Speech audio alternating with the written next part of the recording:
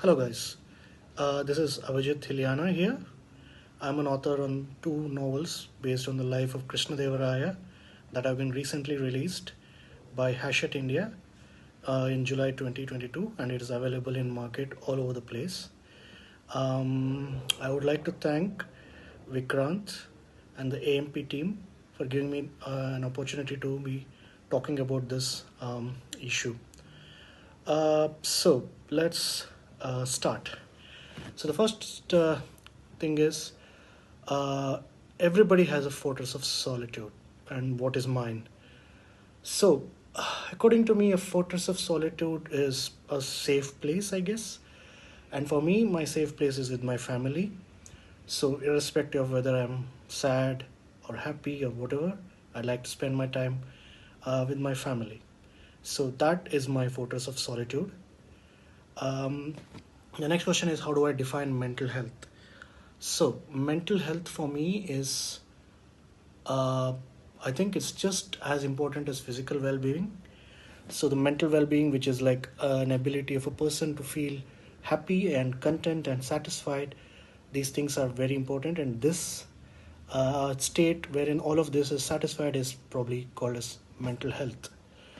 So, the next question is, how do I find myself engaging in enough mental health care for myself? I guess one way I do it is I try to find, I take enough breaks. I go on vacations. I don't take life too seriously if possible. It's hard, but that's one way I think I want to keep a happy balance between work and life. So, which means that I try to spend more time with my family, and that is one way I try to keep enough mental health for myself. Um, so, what do I think about the rigors that go hand in hand with being a writer? I think one place where, as a writer, we are under pressure to deliver on a regular basis, I guess, if you want to call it. So we have to keep writing about new stuff, keep coming up with new stories. You have to meet your deadlines. There are, I guess, there is a editor's deadlines, there is publisher deadlines, and everything.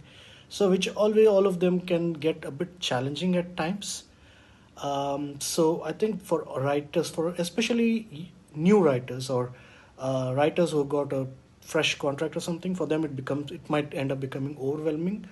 But I guess as you go along, you realize that it's fine to take your time because a good story is always worth the time that you're going to spend on it. So the next question is I mean, how do I juggle my life as a software engineer and as a writer? I guess that's kind of be having the difference between having a balance between work and life. So for me, writing is not work. It's more of something I do it for leisure or pleasure. I like writing, coming up with new stories, new ideas about new things, new concepts. So I think that is completely separate from my day-to-day work, which is as a software engineer. So I think that is how I manage to balance them out. But at the same time, as I mentioned earlier, I take constant breaks and I try to spend more time with my family. I exercise as much as possible, going on for walks or jogging, and I think those things help to maintain a sense of mind and body.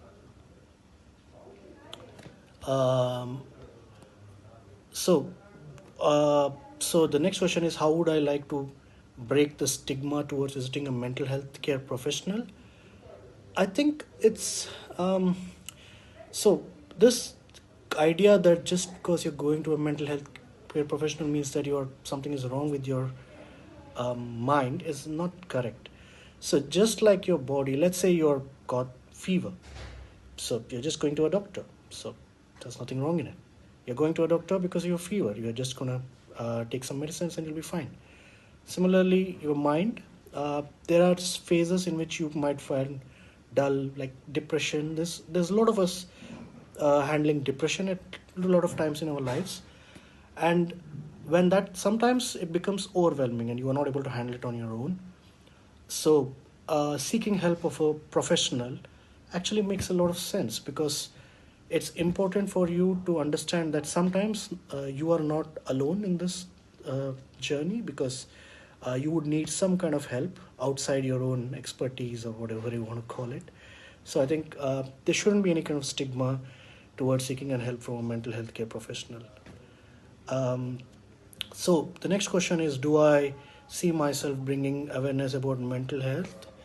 Uh, to some extent, yes, and in the sense like at least I try to understand that this.